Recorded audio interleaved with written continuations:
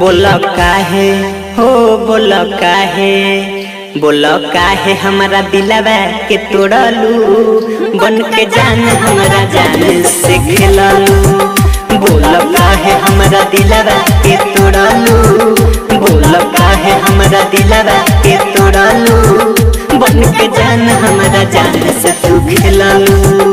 प्यार के नाम पयागी में ढकेललू प्यार के नाम पयागी में ढकेललू बन के जान हमारा जान से तू खेललू बन के जान हमारा जान से तू खेललू।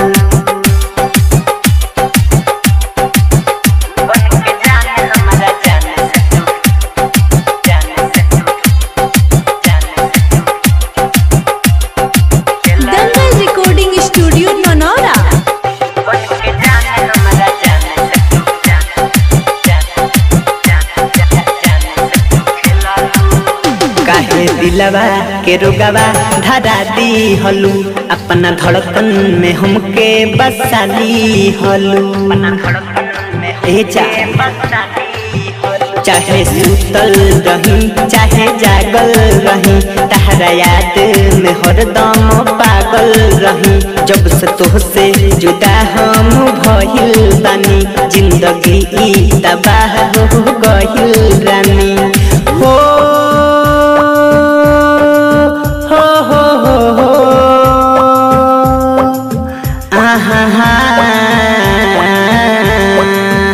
बोला काहे हमारा दिलवा के तोड़लू बोला काहे हमारा दिलवा के तोड़लू बन के जान हमारा जान से तू खेललू। बोला काहे हमारा दिलवा के तोड़लू बन के जान हमारा जान से तू खेललू।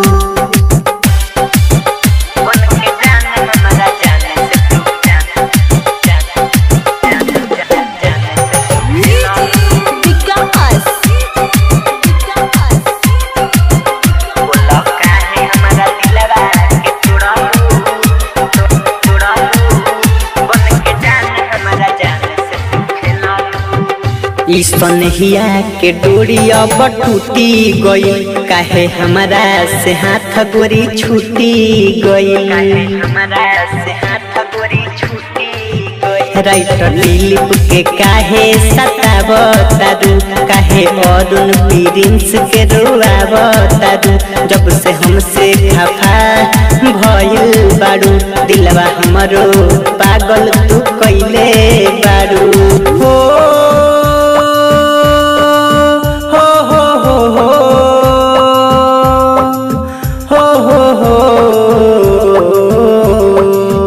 बोला काहे हो बोला काहे हमारा दिलवा के तोड़लू बन के जान हमारा जान से तू खेललू। बोला काहे हमारा दिलवा के तोड़लू बन के जान हमारा जान से